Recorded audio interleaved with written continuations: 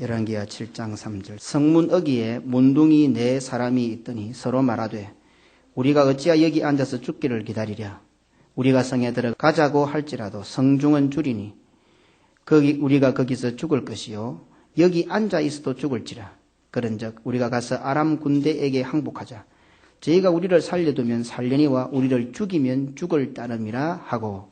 아멘. 지난 주일날 제가 질문을 던졌습니다. 우리가 잘 알다시피 게하시가 나아만에게부터 은과 옷을 받아옵니다. 자기의 작전이 성공한 줄 알았는데 들어오자마자 엘리사가 바로 질문을 던집니다. 네가 어디 갔다 오느냐?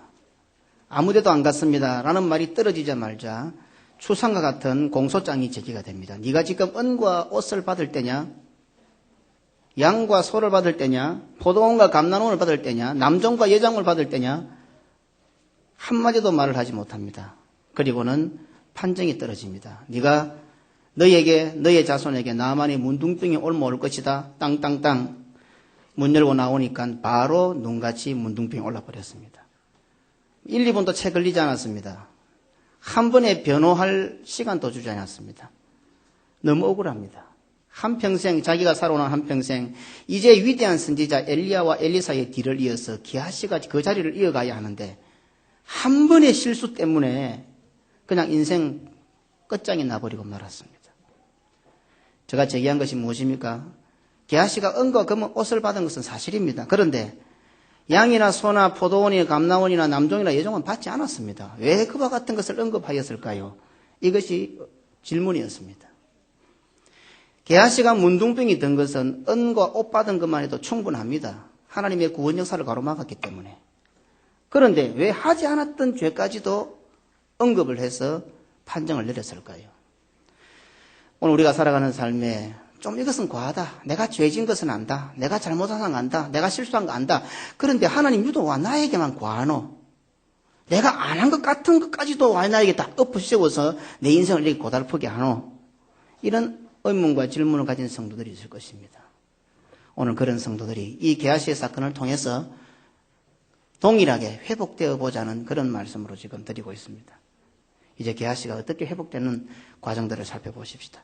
나만이 문둥병을 고침받았던 사건을 다루면서 우리는 게하시에 대해서 살펴본 적이 있습니다. 기억을 되살려 보십시다. 나만이 요단강에서 7번 몸을 씻어 문둥병이 나았다는 사건은 단순히 문둥병 같은 불치의 병도 낫게 해주시는 하나님의 능력, 하나님의 기적을 보여주시는 말씀이 아닙니다. 사람을 창조하시고 천지를 만드신 하나님의 입장에서 문둥병 하나 고치는 것이 별 대수겠습니까? 대단한 일 아닙니다. 우리가 볼 때는 대단하지만 하나님 입장에서는 아무 일도 아닙니다. 그런 측면에서 게하시가 범한 잘못 역시 단순히 물질의 욕심을 내어서만이 아닙니다.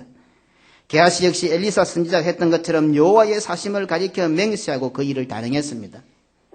거기에 대해서 지난 시간에 제가 언급을 했죠. 엘리사 선지는 내가 섬기는 여호와의 사심을 가리켜 맹세했지만 오늘 게하시는 그냥 하나님의 말씀을 자기의 도구로 사용했다 이 말입니다.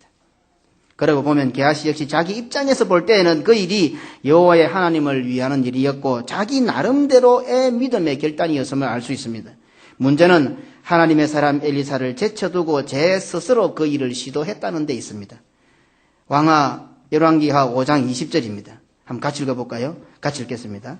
하나님의 사람 엘리사의 사환 게하시가 스스로 이르되 내 주인이니 이 아람 사람 나아만에게 면하여 주고 그 가지고 온 것을 그 손에서 받지 아니하였도다. 여호와의 사심을 가리켜 맹세하노니 내가 저를 쫓아가서 무엇이든지 그에게서 취하리라 하고. 아멘. 오늘 여기서 우리가 발견할 수 있는 단어 하나가 무엇입니까? 하나님의 사람 엘리사의 사환 게하시가 그 다음에 따라 나오는 스스로 이르되. 하나님의 사람의 사환은 하나님의 사람의 말을 따라야죠. 그런데 스스로 이르되. 이것은 오늘 성도들이 교회의 치리와 관할을 받지 않는 것 같은 맥락입니다. 성도들이 강단에서 선포되는 말씀에 순종하지 않는 것과 동일한 맥락입니다. 사실 교회의 치리와 관할을 잘 받지 않고 설교 말씀에 그대로 순종하지 않는다 할지라도 실제로 믿음을 저버리거나 신앙생활을 하지 않는 것 아닙니다. 교회 잘 다닙니다. 목사고 집사고 장로고 권사고 성도입니다. 스스로는 신앙생활을 잘한다고 생각합니다. 기도도 하고 전도도 하고 봉사도 하고 남다른 특심을 가지고 헌신하고 희생합니다. 어쩌면 교회 속에서 신앙생활하는 사람보다 훨씬 신앙생활을 잘하고 믿음이 좋은 것 같고 대단한 일을 하는 것 같이 보이는 사람들도 혹 있습니다. 나름대로 능력이 있고 대단해 보이는 사람들과 어울리는 것처럼 보일 수도 있습니다. 어찌 보면 교회가 하는 것이 불합리해 보이고 이해가 되지 않고 미련스러워 보일 때도 많습니다. 엘리사가 나만의 은과 의복을 거절한 것처럼 말입니다. 그래서 게하시는 그러한 엘리사가 이해가 되지 않고 미련스러워 보였습니다. 그래서 게하시는 자신이라도 매우 진취적이고 결단성 있는 신앙의 행보를 걸어야 되겠다고 결단한 겁니다. 여호와의 사심을 가리켜 맹세하노니. 신앙과 믿음의 삶에 있어서 교회와 목회자의 관할을 달게 받지 못하는 사람은 단순히 교회의 적응을 잘 못하는 사람이 아닙니다. 신앙 색깔이나 사명이 달라서도 아닙니다. 신앙과 믿음이 근본적으로 잘못되어 있는 사람입니다. 정신을 바짝 차려야 합니다. 게하시도 순간적인 각오나 다짐 정도가 아니라 여호와의 사심을 가리켜 맹세하는 위대한 신앙의 결단, 목숨을 거는 신앙의 결단을 했다는 사실을 잊어서는 안 됩니다. 하지만 어긋난 신앙의 결단은 문둥병에 걸리는, 그것도 자신만이 아니라 자식들까지도 문둥병에 걸리게 하는 결과를 초래했다는 사실을 잊어서는 안 됩니다. 교회의 치리와 관할, 목회자의 지도를 잘 받아야 합니다. 그것이 신앙이 좋은 것이고 그것이 믿음이 좋은 것입니다. 간혹 교회 생활에 적응을 잘못하는 경우에 교회나 성도들의 분위기 등을 탓하고 이런저런 문제들을 제기합니다. 맞습니다. 교회는 그런 문제들이 있을 수 있습니다. 그래서 목회자나 중직자들을 위시해서 온 성도들이 우리 교회 안에서는 그러한 원망과 불평의 소리가 들리지 않도록 항상 우리를 돌아보고 자기를 성찰하고 최선을 다해야 됩니다. 하지만 내 뱃속에서 나온 자식은 문제가 없습니까? 문제가 있을 때마다 자식을 바꿀 수가 있습니까? 그와 같은 사람들은 문제가 있을 때마다, 자식이 말을 듣지 않을 때마다 자식 바꾸자는 사람과 똑같습니다. 목회자의 스타일이나 교회의 분위기가 자신의 스타일이 아니라 마음이 열리지 않고 은혜가 안 됩니까? 봉사가 되지 않습니까? 목회자가 내 타입이 아니라서 교회 생활에 재미가 없고 은혜가 안 되고 충성 봉사가 잘 안 됩니까? 주를 위하여 목숨까지도 바치겠다는 사람이 타입이나 스타일 하나 못 바꾸어서야 말이 됩니까? 스타일을 바꾸십시오. 세상 천지에 내 타입에 맞는 교회와 목사가 어디 있겠습니까? 만약에 내 타입에 있는 맞는 목사와 교회에 있으면 그 교회는 별 볼 일 없습니다. 스타일 따지다가 타입 따지다가 재미가 있고 없고의 차원이 아니라 영이 육이 멍들고 병들고 문둥이가 되고 죽는다는 사실을 명심하십시오. 나만의 문둥병에 옮았던 게하시 역시 여호와의 사심을 가리켜 맹세했습니다. 그냥 내 마음에, 내 분위기에, 내 코드에, 내 스타일에 안 맞는 정도가 아니었습니다. 여호와의 사심을 가리켜 맹세한다. 이 정도였습니다. 제 스스로 자기 판단대로 행동했던 게하시의 모습은 스스로 율법을 잘 지킨다고 여겼던 서기관과 바리새인들의 잘못과 일치하고 있습니다. 장로의 유전, 사람의 유전을 지키기 위하여 하나님의 계명을 저버리는 결국 예수님으로부터 책망받았던 서기관과 바리새인의 모습과 그 맥락을 같이 합니다. 마가복음 7장 8절로 9절입니다. 너희가 하나님의 계명은 버리고 사람의 유전을 지켰느니라. 또 가라사대 너희가 너희 유전을 지키려고 하나님의 계명을 잘 저버리는도다. 게하시가 스스로 이르되 스스로 여호와의 사심을 가리켜 맹세했습니다. 서기관과 바리새인들 역시 자기들은 신앙생활을 잘한다 했지만 장로와 사람의 유전을 지키기 위하여 하나님의 계명을 저버렸습니다. 교회는 예수 그리스도의 몸으로서 철저히 구원 역사와 그 걸음을 같이 합니다. 하나님의 구원 역사를 가로막은 죄로 인하여 게하시는 우리가 잘 아는 대로 나만의 문둥병이 자신뿐만 아니라 자손들에게까지 옮겨오는 심판을 받게 됩니다. 열왕기하 5장 27절입니다. 같이 읽으십시다. 그러므로 나만의 문둥병이 내게 들어 내 자손에게 미쳐 영원토록 이르리라. 게하시가 그 앞에서 물러나오매 문둥병이 발하여 눈같이 되었더라. 말기 문둥병자가 되어버렸습니다. 초기도 아닙니다. 눈같이 되었으니까 이제 손가락 발가락이 어쩌면 코가 문드러지고 피고름이 나고 떨어져 나갈 시간이 된 것입니다. 그런데 느닷없이 오늘 본문 7장이 오늘 본문이니까 오늘 본문이 있는 7장 다음 장에 가면은 게하시가 왕과 함께 대화를 나누는 장면이 딱 등장합니다. 8장 4절로 가볼까요? 열왕기하 8장 4절 함께 읽으십시다. 때에 왕이 하나님의 사람의 사환 게하시와 서로 말씀하며 가로되 너는 엘리사의 행한 모든 큰 일을 내게 고하라 하니. 우리가 잘 알다시피 문둥병은 무슨 병입니까? 그냥 불치의 병, 불쌍한 병이 아닙니다. 저주받은 병입니다. 하나님의 백성과 함께하지 못하는 하나님으로부터 분리되는 병입니다. 그런데 그 문둥병자가 이제는 그 전보다 세상적으로 볼 때 위치가 훨씬 상승되어서 왕의 자리에 함께 앉아 있습니다. 어떻게 이런 일이 벌어졌습니까? 우리는 게하시 하면 문둥병자로서 그 자손이 영원토록 문둥병자로 끝날 줄 알았는데 7장을 넘어서 8장에 딱 들었으니까 아무 언급이 없다가 갑자기 게하시가 왕과 함께 성 안에 왕궁에 앉아서 왕의 자리에 함께 언언하고 왕의 책사가 되어 있습니다. 분명히 게하시는 열왕기하 5장 마지막 부분에서 문둥병에 걸렸습니다. 그런데 8장 앞부분에 그가 왕궁에 들어와 왕과 함께 있었다는 사실은 문둥병이 깨끗해졌다는 것을 알게 합니다. 자신뿐만 아니라 자손들에게까지 문둥병이 들어 가능성이라고는 1%도 없었던 게하시가 어떻게 해서 고침을 받았으면 왕과 함께 왕궁에 앉아있는 존귀한 인물로 탈바꿈되었는가 하는 것입니다. 성경은 그가 어떻게 해서 문둥병을 고침받았는지 신분이 존귀한 위치에 앉아있게 되었는지에 대해서 아무런 설명도 해주지 않습니다. 다만 그가 회복되어 왕과 함께 있었다는 사실만 기록되어 있을 뿐입니다. 이제부터 본문을 중심해서 게하시가 문둥병에 걸렸다가 고침을 받고 왕궁에 왕과 함께 앉게 된 과정들을 살펴보십시다. 몇 단계가 있는데 오늘은 그 첫 단계입니다. 물론 그 사실을 우리는 성경 속에서 찾아보아야 할 것이며 결국 우리를 향하신 예수 그리스도의 구원 역사를 나타내고 있음을 게하시의 회복 사건을 통해서 밝혀보고자 합니다. 그렇다고 하면 먼저 게하시가 문둥병이 든 열왕기하 5장 마지막 부분에서부터 왕궁에서 왕과 함께 앉아있는 열왕기하 8장 앞부분에까지 그 사이에서 성경 말씀 속에서 게하시와 연관성이 있는 부분을 찾아보자는 겁니다. 가장 연관성이 있어 보이는 것은 문둥이들의 등장입니다. 오늘 읽었던 본문 말씀입니다. 우리 같이 한번 읽어볼까요? 열왕기하 7장 3절로 4절입니다. 함께 읽으십시다. 성문 어귀에 문둥이 4사람이 있더니 서로 말하되 우리가 어찌하여 여기 앉아서 죽기를 기다리라. 우리가 성에 들어가고자고 할지라도 성중은 줄이니 우리가 거기서 죽을 것이요 여기 앉아 있어도 죽을지라. 그런즉 우리가 가서 아람 군대에게 항복하자. 저희가 우리를 살려두면 살려니와 우리를 죽이면 죽을 따름이라 하고. 아멘. 오늘 우리가 살펴보고 있는 설교의 본문 말씀입니다. 게하시가 문둥병이 들었으니 여기에 나타나 있는 문둥이들이 게하시와 가장 근접한 인물임을 우리가 알게 됩니다.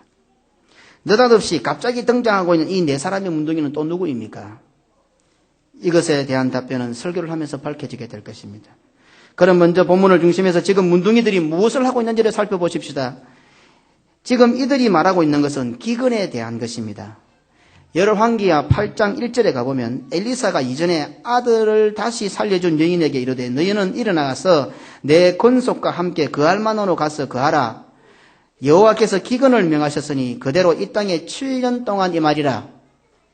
이 기근 때문에 지금 이 문둥병 4사람이 성문 앞에, 성벽에 앞에 앉아서 기근에 대한 이야기를 하고 있는 겁니다. 성에 들어가도 줄여 죽을 것이고 여기서 줄여 죽을 것이고 그럴 때에서 아람 군대에 가서 우리가 항복해서 죽든지 살든지 해보자. 좀 이런 이야기입니다. 쉽게 말하면. 문둥병자들이 말하고 있는 것은 전에 엘리사 선지자가 수넴 여인에게 알려주었던 7년 기간입니다. 수넴 여인은 아들을 못 낳았는데 엘리사가 아들 낳게 해주고 그 아들이 죽었는데 또 살려주고 그리고 나서 7년 기근이 있으니까 이 땅을 좀 떠나 있거라 해서 수넴 여인은 떠나 있었습니다. 그 엘리사 선지자가 말했던 7년 기근에 대한 이야기입니다. 기근이 7년 동안 계속되었습니다. 그리고 그 기근은 이제 거의 끝나가고 있는 무렵입니다. 그러니 그때의 어려운 상황을 말하지 않아도 충분히 짐작할 수가 있을 것입니다. 어쩌면 우리 나라가 세계가 어려운 것이 시작이라고 한다는데 시작은 아직까지 감각이 둔하지 않습니까? 그러나 막바지에 다르게 되면 얼마나 어려워질 것 같습니까? 지금 7년 기간에 막바지입니다. 그리고 지금 문둥이들이 하고 있는 이야기 속에는 엎친 데 덮친 격으로 기근이 막바지에 달한 지금 아람의 공격으로 사마리아 성이 포위를 당했습니다. 수리아, 지금 말하면 시리아죠. 이 아람 나라의 공격으로 해서 성이 꽁꽁 포위를 당해 있습니다. 그러니 7년 기간에 성까지 포위당했으니 그 참상은 이루 말로 표현할 수 없는 지경에까지 이르렀습니다. 당시 아람 군대의 전투 전략은 성을 포위, 외부로부터 식량 공급이 중단되게 하여 성 안에 있는 사람들을 고사시켜서 항복시키는 방법을 사용했습니다. 기근이 7년이나 계속되었고 거기에다가 아람 군대의 포위로 인하여 얼마나 열악한 형편인지 우리는 쉽게 짐작할 수가 있습니다.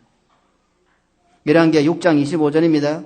아람 사람이 사마리아를 에워삼으로 성중이 크게 줄여서 나귀 머리 하나에 은 80세겔이요 합분태 4분의 1값에 은 5세겔이라. 기록에 의하면요, 한 달 임금이 은 1세겔이라고 합니다. 그러면 나귀 머리 하나는 80개월의 임금이 됩니다. 합분태 4분의 1값이 5개월의 임금에 해당됩니다. 그러면 합분태 한 값은 20개월입니다. 참 돈이 아니죠. 금은 아무리 쥐고 있어봤자 뭔 소용이 있습니까? 80개월의 월급을 나귀 머리 하나로 사는데 말입니다. 합분태가 무엇입니까? 합분태는 비둘기 똥을 일컫는 말입니다. 비둘기 똥을 먹는 것이 아니라 얼마나 먹을 것이 없으면 비둘기 똥을 사서 똥을 씻어서 그 비둘기 똥 속에 있는 소화되지 않는 그 모이 아니습니까? 그 안에 있는 씨 같은 거, 그런 것을 골라내어서 먹는 걸 말합니다. 오죽했으면은 비둘기가 싸놓은 똥을 사가지고 그것을 씻어서 그 안에 있는 모이를 먹어서 생명을 연명했겠습니까? 그만큼 열하겠다는 겁니다. 정상적인 사람들도 이렇게 어렵게 산다고 한다면 생활력이 전무한 쓰레기통을 뒤져야 하는 문둥이들의 삶은 말하지 않아도 뻔하지 않습니까? 상황은 여기서 머물지 않습니다. 더 이상 사람이라고 말할 수 없는 상황에까지 먹는 문제는 악화되고 있습니다. 열왕기하 6장 28절로 29절입니다. 같이 읽어보십시다. 또 가로되 무슨 일이냐? 여인이 대답하되 이 여인이 내게 이르기를 내 아들을 내라. 우리가 오늘날 먹고 내일은 내 아들을 먹자 하며 우리가 드디어 내 아들을 삶아 먹었더니 이튿날에 내가 이르되 내 아들을 내라. 우리가 먹으리라 하나 저가 그 아들을 숨겼나이다. 더 이상 사람이 아니죠. 먹는 것 때문에 아들을 삶아 먹습니다.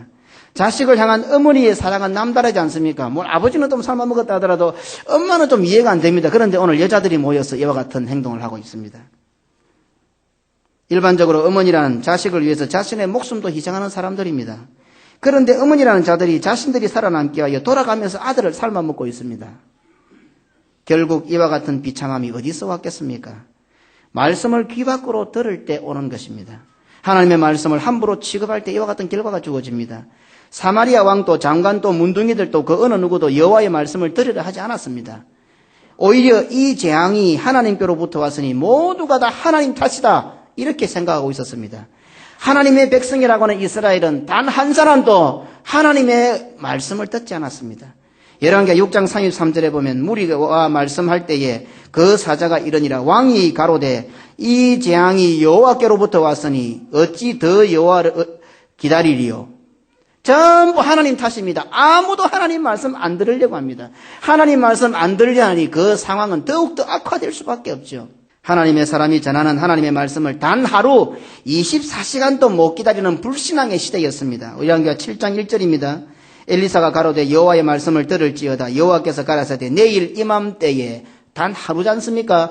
이때까지 7년 동안 고생했으면 단 하루 정도는 기다려 볼 수 있지 않습니까? 속는 셈 치고 사마리아 성문에서 고운 가루 한 서아에 한 세겔을 하고 보리 2서아에 한 세겔이라 하리라 하셨느니라. 하루만 기다리면 되는데 그 하루도 못 기다리는 겁니다. 하나님 말씀 안 듣습니다. 아들을 삶아서 이웃과 함께 나누어 먹은 이 사건에 대해서는 우리가 잘 알고 있고 종종 또 잘 인용하는 내용입니다. 말로 표현할 수 없는 이런 혹독한 상황들이 오늘날에도 버젓이 자행되고 있다는 사실을 우리 성도들은 알아야 합니다. 더하면 더했지 결코 덜하지 않다는 것을 인정해야만 합니다. 오늘날의 현실과 버젓이 자행되는 대중문화를 보십시오. 차라리 아이들을 잡아서 삶아 먹는 게 낫습니다. 아이들을 씹어다가 내뱉고 있습니다. 자식들의 피를 빨아서 혀펼기로 만들고 있지 않습니까? 아이들이, 자녀들이, 청소년들이 시장 경제의 핵심 먹이가 되고 있습니다. 쾌감을 자극하여 쾌락을 숭배하게 만들고 마약과 성매매, 음란한 문화들로 아이들을 마구 잡아먹고 죽여버리면 그것으로 낫게끔만 죽이지 않고 혀펼기로 만들어 놓고 있다 이 말입니다. 그러면 이 예배의 자리에 앉아있는 부모들, 우리들은 특히 어머니 된 자들은 잘 들으십시오. 나는 안 그러한데 라며 여기서 제외된 듯한 안도감을 가져서는 안 됩니다. 어쩌면 이 자리에 앉아있는 어머니들이 당신들 때문에 그래 된지 모릅니다. 세상 사람들이야 그렇다 하더라도 하나님의 백성이라는 여인들이 믿음의 어머니로서 그 사명을 감당하지 못했고 못하고 있으니 오늘날의 아이들이 먹잇감이 되고 있는 것입니다. 물론 맞벌이 하지 않으면 자녀들을 양육과 먹고 사는 문제가 어렵습니다. 어려운 형편은 이해가 되지만 그 어려운 형편 때문에 이해되는 어려움 때문에 말씀대로 살지 않아도 된다는 것은 아닙니다. 어렵다고 해서 하나님께서 어머니들에게 부여하신 신앙으로 자녀를 양육하는 책임이 없어진 것 아닙니다. 문제는 자녀를 양육하는 것보다 직장이 일이 우선이고, 자녀를 양육하는 것보다 취미생활이 우선이고, 자녀를 양육하는 것보다 개인적인 시간과 삶을 추구하는 것이 우선이라는 말입니다. 창세기 3장 16절입니다. 같이 읽어볼까요? 또 여자에게 이르되 내가 내게 잉태하는 고통을 크게 더하리니 내가 수고하고 자식을 낳을 것이며 너는 남편을 사모하고 남편은 너를 다스릴 것이니라 하시고. 이 자리에 앉아 계시는 우리 어머니들, 여성 동지 여러분, 여러분들이 성경대로 순종하지 않는 것은 지금 자신의 자녀들을, 우리의 자녀들을 가마솥에 넣어서 삶고 있는 것과 똑같다는 사실을 알아야 합니다. 돈 벌어서 좋은 학원, 좋은 대학에 넣었다고 스스로 위로받아서는 안 됩니다. 바른 신앙교육, 바른 신앙 양육을 하지 않았다면 그것은 학원이라는 큰 가마솥에, 대학이라는 큰 가마솥에 사랑하는 자신의 자식을 넣어 삶는 것과 똑같다는 사실을 기억해야 합니다. 이 자리에 앉은 믿음의 어머니들은 잉태하는 고통을 크게 가져야 합니다. 하나님의 말씀이지 않습니까? 하나님의 심판의 경고의 말씀입니다. 그러면 그대로 따라야 합니다. 피해가려고 하지 마십시오. 제왕절개를 하듯이 편한 길로, 다른 길로 가려고 하지 말란 말입니다. 잉태하는 고통과 수고로 자식을 낳으십시오. 목숨과 맞바꾸는 헌신으로 말씀대로 자식들을 키워야 합니다.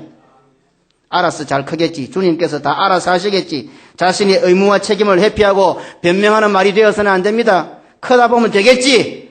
예배를 엉망으로 드리고 해도 그냥 넘어가면 안 된단 말입니다.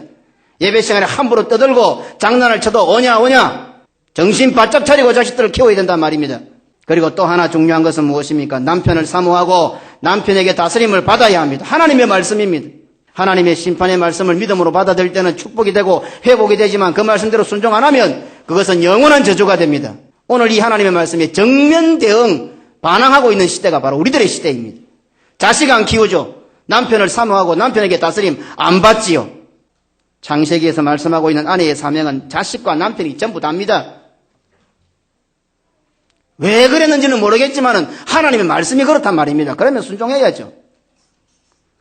집안에서 남편이 자신을 사모하게 만들고 남편을 다스리는 것은 결국 결론은 무엇입니까? 자신의 자녀들을 삶아 먹는 것과 같다는 것을 잊지 않아야 합니다. 주도권 경쟁에서 이겼고 이제 남편을 내가 다스리고 남편을 내 마음대로 좌우지우지할 수 있다. 쾌감이 생깁니까? 자식들이 가마솥에서 삼키고 있습니다. 지금요. 멋대가리 없는, 분위기 없는 남자라도 사모하십시오. 생각하고 그리워하십시오. 아침에 직장 가면 언제 오실까 하고 오매불망 남편을 사모하고 기다리십시오. 갑자기 머리가 찌끈찌끈합니까? 생각만 해도 칠천지 운수 같은 인간, 오늘 안 왔으면 좋겠는데 오늘 목사님 또 왜 저러시나? 어디서 열받으셨노? 인상들이 다 그렇습니다. 하나도 은혜 안 받는 인상들의 여성 동지들 보니까. 하지만 남편을 사모하십시오. 하나님의 말씀입니다. 하나님의 명령입니다. 이 명령대로 아멘하면 우리가 사는 것이고 말씀대로 안 하면 죽습니다. 다른 이유가 없습니다. 성경이 그렇게 말씀하고 있으니 그렇게 해야 안 되겠습니까? 남편을 치마폭에 싸서 어울려고 하지 마십시오. 남편이 조금 유약하고 남편이 조금 과당 결단성이 없고 남편이 조금 부족해 보인다고 함부로 휘둘지 말란 말입니다. 남편을 치마폭에 사서는 안 됩니다. 내 치마폭에 사야 될 것이 남편이 아니라 남편의 구두입니다. 나갈 때 발이 시려울까 싶어서 밤새도록 치마폭에 남편의 구두를 샀어. 아침에 따뜻한 신발을 신고 나가도록 남편의 구두를 사야지 남편을 치마폭에 사놓고 있어. 예수쟁이들은 그러면 안 돼요. 여자에게 이르시되 내가 내게 잉태하는 고통을 크게 더하리니 내가 수고하고 자식을 낳을 것이며 너는 남편을 사모하고 남편은 너를 다스릴 것이니라 하시고. 이 정도 되니까 우리 남자들 얼굴이 확 펴졌는데, 그렇다고 이 자리에 앉아서 쾌재를 부르고 있는 아버지 된 남자들도 정신 차려야 합니다. 아들을 삶아 먹는 일인데 그것을 여자 혼자 결정했겠습니까? 아들을 삶아 먹는 일이고 돌아가면 삶아 먹는데 여자 혼자서 결정했겠느냐 이 말입니다.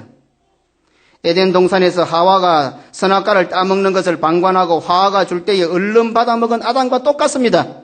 자기도 삶아 먹고 싶었는데 차마 용기가 나지 않았던 것입니다. 그리고 그 일이 발각되고 나면 빠져나갈 생각을 하니까 마누라를 앞세워서 충동질한 것입니다. 머저리 같은 남자들입니다. 아내들을 의와 진리로 말씀으로 바르게 다스려야지 그따위로 윽박지르고 속보이는 짓으로 다스리려고 하니 귀찮고 어려운 일만 생기면 큰소리 치면서 아내에게 떠넘기는 작자들이다 보니 오히려 치마폭에서 쌓여 살게 된 것입니다. 정신 차려야 합니다. 남자들이여, 저와 함께 남편 된 사람들이여, 우리들도 성경으로 돌아가야 합니다. 창세기 3장 17절로 19절을 보십시오. 같이 읽으십시다. 아담에게 이르시되 내가 내 아내의 말을 듣고 내가 너희들아 먹지 말라 한 나무 실과를 먹었은즉 땅은 너희로 인하여 저주를 받고 너는 종신토록 수고하여야 그 소산을 먹으리라.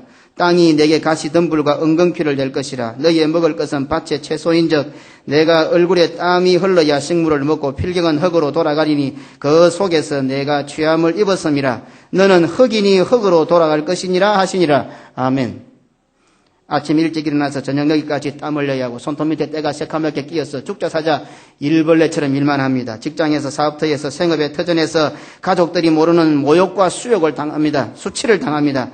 말 그대로 뼈 빠지게 일하고 월급은 통장으로 들어가 한 푼도 만져보지 못하고 내 인생은 과연 무엇인가? 내가 일하는 기계인가? 도대체 어느새 40, 50 넘어서 60이 되고 이래 살아서 내 인생 뭐하고 살아가노? 아파트 베란다에 서서 커피 마시면서 괜히 시인인 척, 철학가인 척 폼 잡지 마십시오. 하나도 멋있지 않고 볼품 사놨습니다. 오히려 웅둥이가 바지를 먹고 있으니 그거나 빼십시오. 종신토록 남자는 죽을 때까지 수고해야 멋있습니다. 얼굴에 땀이 흘러야 시인 같고 인생을 아는 철학자 같습니다.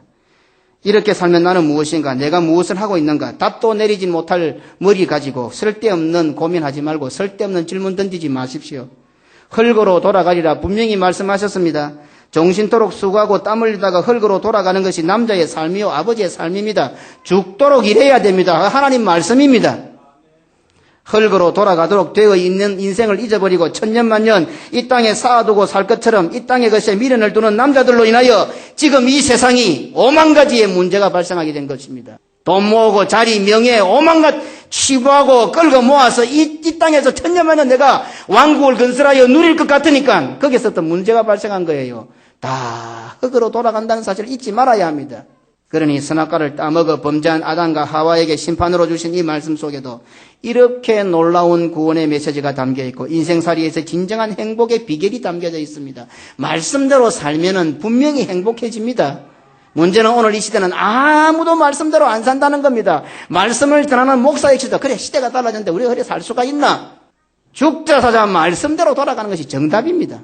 일하기 싫거든 먹지도 말게 하라. 이 말씀 속에도 역시 우리를 힘들게 하려는 것이 아니라 구원의 메시지가 담겨 있음을 잊어서는 안 됩니다. 이제 남자들 허리를 펴고 피곤하고 지치더라도 그런 생각하지 말고 맞습니다. 그거 하려고 하나님께서 땅에 보내주셨습니다. 일하는 기계 맞습니다. 일을 하면 할수록 엉겅퀴와 가시덤불이 더 생깁니다. 더 수치를 당하게 되시고 더 아픔을 당하게 될 것입니다. 그러나 아내와 자식들을 위하여 한평생 그렇게 살아야 됩니다. 그래야 할 때 진정한 행복이 있습니다. 남자들이 아내와 여자를 위하여 일을 싫어할 때에 아내들이 남편을 사모하지 아니하고 남편에게 다스림을 받지 않으려 할 때에 사랑하는 나의 자식들은 펄펄 끓는 가마솥에서 삼겨지기 시작할 것입니다. 잊지 말아야 합니다.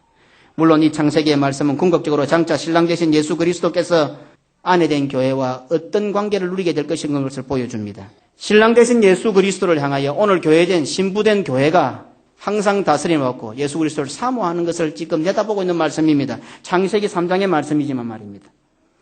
신부된 교회 성도는 항상 남편 예수 그리스도를 사모하고 그의 다스림을 받아야 한다는 것을 보여주고 있습니다. 물론 예수님께서는 아내된 교회를 위하여 완벽하게 남편의 사명을 감당하셨습니다. 남편이신 예수 그리스도께서는 신부된 우리를 위하여 완전히 흙으로 지옥까지 내려가셨습니다.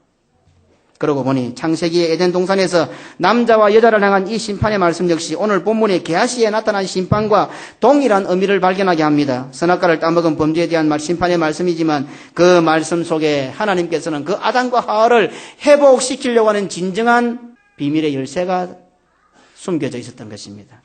게하시가 범하지 않았던 죄, 남종이나 여종이나 포도원이나 감람원이나 양이나 소나 받지도 않았는데 그것을 언급한 것은 게하시로 하여금 다 덮어 씌우려고 한 것이 아니라 게하시를 회복시키시려고 하는 하나님의 의도가, 하나님의 묘수가 그 속에 담겨 있다는 말입니다. 더 떨어질 곳이 없는 곳으로 떨어지게 만드는 게하시를 완전히 끝장내버린 말씀이었지만 그 말씀 속에는 게하시를 회복시키려고 하시는 하나님의 묘수가 열쇠가 숨겨져 있었습니다. 오늘 우리가 살고 있는 시대가 하나님의 사람 엘리사가 예언한 7년 기간의 시작일지 중간일지 끝나갈 무렵일지는 알 수가 없습니다. 하지만 현재 우리가 직면한 총체적인 국면은 오늘 본문에 내 문둥이들이 당한 형편에 비해서 결코 더하면 더했지 덜하지는 않습니다. 하지만 문둥이들이 자신의 현실을 자각한 것처럼 오늘 우리 역시 우리의 형편에 대한 바른 진단과 바른 자각만 할 수 있다면 우리에게도 희망이 있다는 것을 가르쳐주는 법은 말씀입니다. 성경에 빈번하게 나타나는 이런 기근과 가뭄과 재앙들은 무엇을 뜻합니까? 기근을 당하는 성도들에게는 어떤 교훈을 줍니까? 단순히 살기가 어려웠지만 믿음으로 하니까 잘 이겨내었다. 그런 혹독한 시련 가운데서 다 죽었지만 나는 믿는 사람이니 하나님께서 함께 해주시니 그나마 나는 살아남았다. 옆에 있는 다른 공장을 다 문 닫았는데 나는 그래도 살아남았다. 하나님을 믿으니 이 세상살이에서 보호해 주시고 그 어려움과 시련과 고통 가운데서도 인도해 주시고 잘 먹고 잘 살게 해 주시더라. 이런 것을 보여주시기 위해서 재앙을 내리시겠습니까? 그렇다고 한다면 처음부터 믿는 우리들은 아예 잘 살게 해주시면 되잖아요. 처음부터 아예 고난 안 당하게 하시면 되잖아요. 그래야 좀 더 하나님답지 않습니까? 잘 살게 해주고 내 처음부터 그렇게 죽을 고생을 시키고 그래 내 믿음으로 사니까 회복되더라. 그와 같은 상황과 형편을 통해서 죽음 가운데서도 살려내시는 전능하신 하나님, 우리를 구원해 주시는 삼위 하나님의 사랑을 보여주려고 하는 것이 목적이란 말입니다. 재수 좋아서 운 좋아서 이 세상에 잘 살아남고 버텨내었다, 성공했다, 이것 깨닫게 하는 것이 아니라 이런 어려움과 환난과 고통과 재앙을 통해서, 기근을 통해서 하나님이 이토록 나를 사랑하시고 나를 구원하시기 위하여 이토록 노심초사하시며 한결같이 우리와 함께 하시는구나. 그것을 보여주시기 위함이다 말입니다. 문둥이들의 회복은 자신들에게서만 머물지 않습니다. 그들이 회복됨과 동시에 이스라엘 전체가 회복되는 구원의 소식이 전해지게 됩니다. 오늘 성도 한 사람 한 사람의 회복, 교회의 회복, 우리 가정의 회복은 우리 가정 회복되었다. 내가 정말 우울증이 걸리고 내가 좀 미칠 것 같고 죽을 것 같고 자살하고 싶었는데 말씀 은혜 듣고 내 혼자 잘 됐다. 이것으로 머물면 안 된단 말입니다. 오늘 이 문둥이들이 회복되고 난 이후에 이스라엘 전체에 회복되는 구원의 복음이 전해지게 됩니다. 성도들은 그래 해야 돼요. 다른 집사는 다른 장로는 참 못 사는데 나는 잘 됐다. 속으로 쾌재를 부르고 마귀 마음이라 마귀 마음. 내가 회복되고 내가 잘 되는 것은 우리 가정과 온 교회를 회복시키는 회복이 되어야 된단 말입니다. 아람 군대에 포위당한 사마리아 성한 사람들이 이 정도였다고 한다면 앞에는 굳게 잠겨있는 성이요 뒤에는 쳐들어오는 수리아의 군대, 게다가 자신들은 문둥병자, 이들이 당하는 고통은 죽음 그 자체와 다를 바가 없지 않습니까? 이 내 문둥이는 진퇴양난입니다. 성 밖에 있어도 죽을 것이고 그렇다고 성 안으로 들어갈 수도 없고 성 안에 들어가봤자 성 안에도 먹을 것이 없고 들어간다 해도 죽음입니다. 지금 내 문둥이는 사는 것이 아닙니다. 지금 숨이 붙어 살아있는 것 같지만 사실 죽은 것보다 못합니다. 먹을 것이 없어서도 죽일 지경입니다. 거기다 자신들은 문둥이입니다. 앞에는 문이 닫혀 있습니다. 문둥이를 들어가지도 못합니다. 들어가봤자 안에도 자식 삶아먹는 입장인데 자기에게 음식 나눠줄 때도 없습니다. 뒤로 돌아가려니 아람 군대가 포위하고 있습니다. 도대체 어떻게 해야 됩니까? 오늘 이런 성도들 없습니까? 앞이 막히고 뒤가 막히고 진퇴양난이고 천길낭도로 떨어져서 도무지 어떻게 해야 될까? 적군이 쳐들어왔지만 성 안에 들어가지 못합니다. 짐승보다 조금 나은 정도가 아니라 아예 개보다도 못한 지경입니다. 개나 개구멍으로 뛰들어갈 수 있지만 사람이니까 그것도 문둥병자니까 아예 지금 적군이 화살이 어떻게 날아올지도 모르는데 성 안에 들어가 피하지도 못합니다. 그래서 그들이 내린 결정은 아람 군대에 가서 항복하는 것이었습니다. 물론 그것은 죽는 것과 진비 없습니다. 무슨 말입니까? 죽이면 죽자. 그래 이제 끝내자. 이 고달픈 인생 내 목숨, 이 질긴 목숨 여기서 끝내자. 잘 살고 성공하고 유명해지는 것은 고사하고 몸에 문둥병까지 들어 오늘은 손가락 하나 내일은 코가 문드러지고 피고름이 터져나가고 이런 구차한 인생을 더 이상 살아서 뭐하겠나. 여기까지다. 이제 오늘 내 문둥이는 둘러앉아서 그 언어를 하고 있는 것입니다. 이제 구차한 인생 그만 살자. 자기 민족의 생사를 한 몸에 얽어매고 죽으면 죽으리다라고 각오하는 에스더의 고백이 들리는 것 같지 않습니까? 에스더야 민족을 위한 위대한 사명이 있다고 치십시다. 이 내 문둥이는 도대체 뭐란 말입니까? 조국과 민족은 고사하고 이웃이나 가족에 대한 대단한 명분도 없습니다. 단지 자신들의 일그러진 인생, 먹지 못해 죽을 수밖에 없는 상황만 있을 뿐입니다.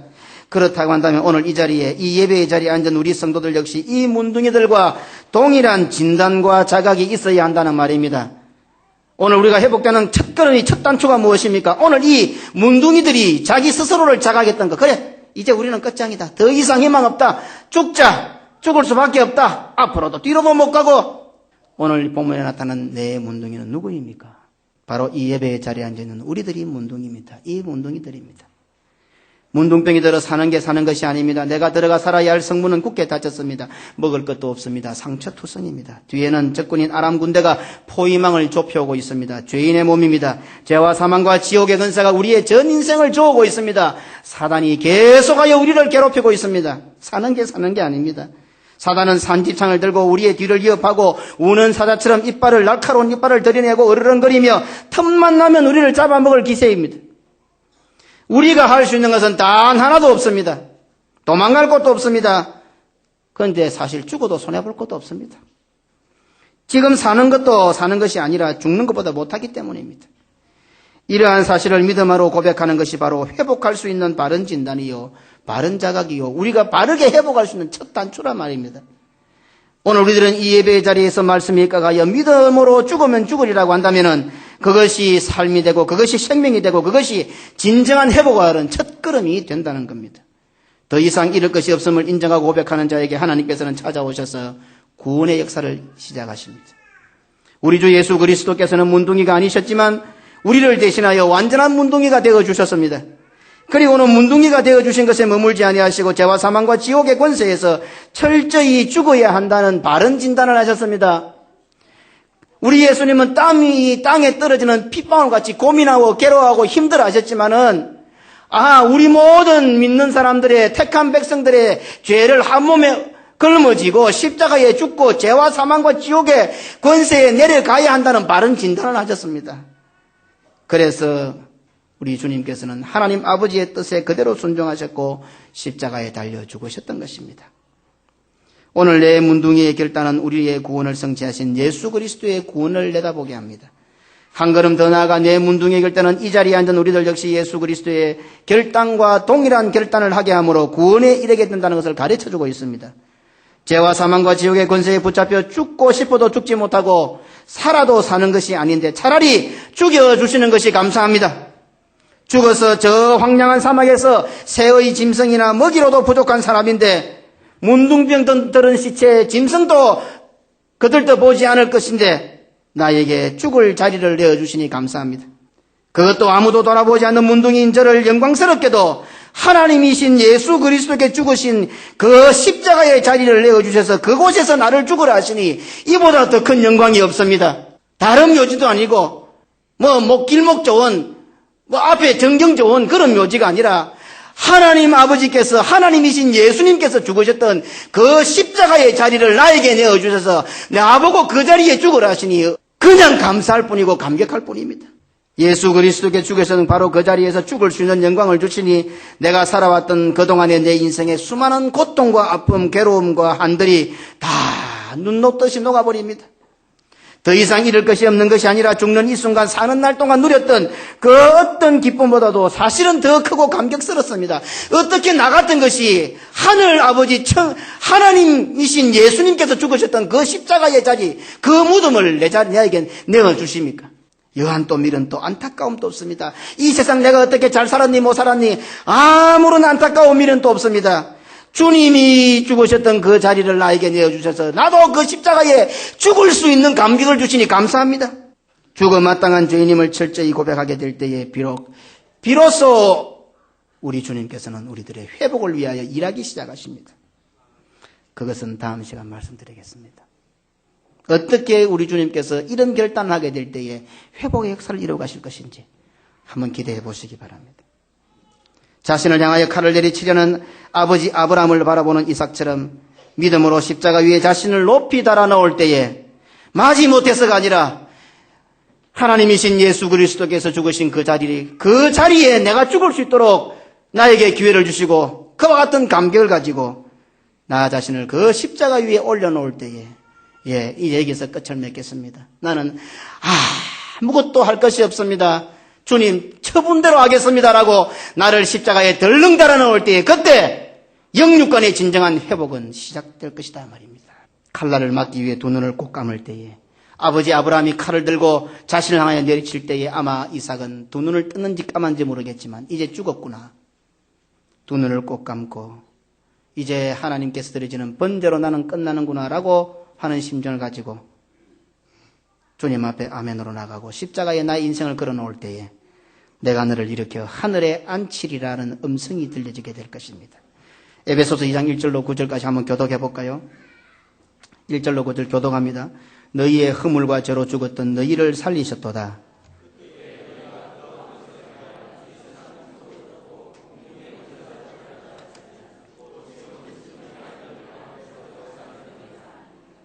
전에는 우리도 다 그 가운데서 우리 육체 욕심을 따라 지내며 육체와 마음에 원하는 것을 하여 다른 이들과 같이 본질상 진노의 자녀이었더니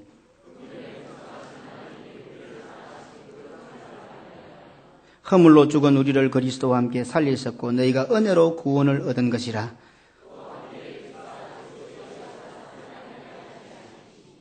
이는 그리스도 예수 안에서 우리에게 자비하심으로써 그 은혜의 지극히 풍성함을 오는 여러 세대에 나타내려 하심이니라.